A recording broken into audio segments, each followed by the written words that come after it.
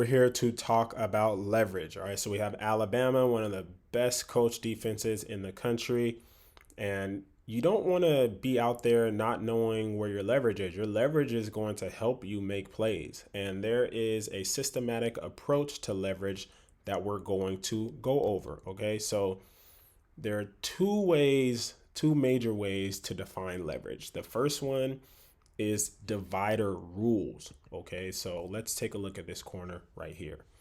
If you are to the field, if you're the field corner, your divider would pretty much be in between the hash and the numbers here.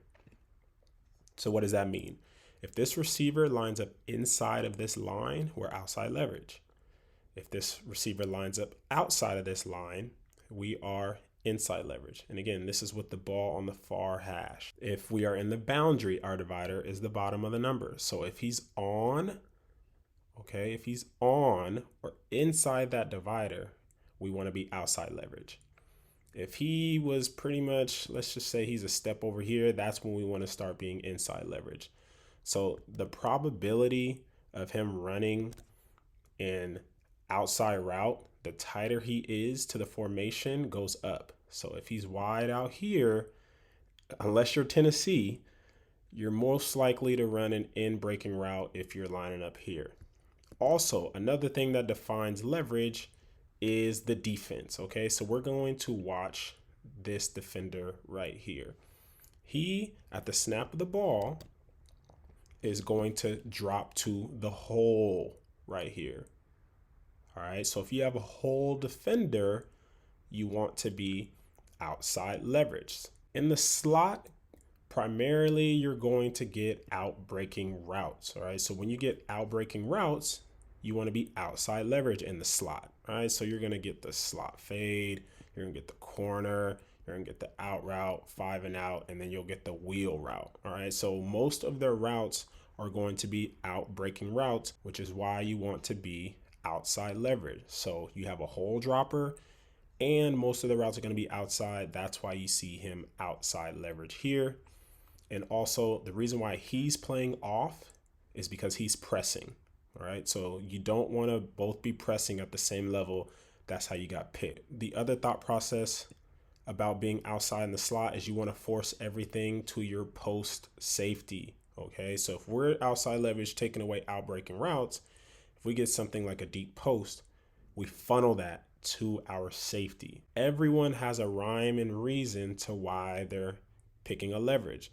Now, it's not an exact science. Obviously, they can run an in-breaking route when we're outside leverage. That doesn't really change much because that's when technique comes into play. Okay, so leverage is just to give us an advantage based on where they line up, but technique is going to win at the end of the day, which brings us down here. He is going to go with a inchback or motor technique, which I suggest on 3rd and short when we're expecting short routes.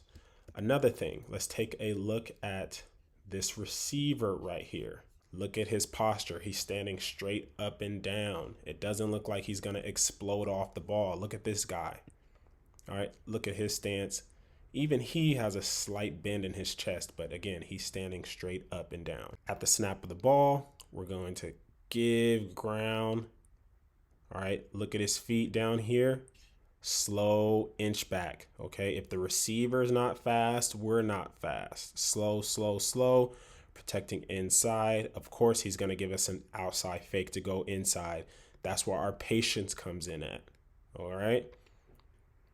When he breaks, we throw a hand. Now, we throw our inside hand, which isn't the way you teach it, but if you react that way and you throw this hand, quickly switch to the correct offhand. So quick punch, replace with the outside hand like he does here. Now we can play high shoulder and play the ball. This play comes down to leverage, understanding of the situation, reading the receiver's posture to tell us or to reaffirm what we're already thinking on 3rd and short.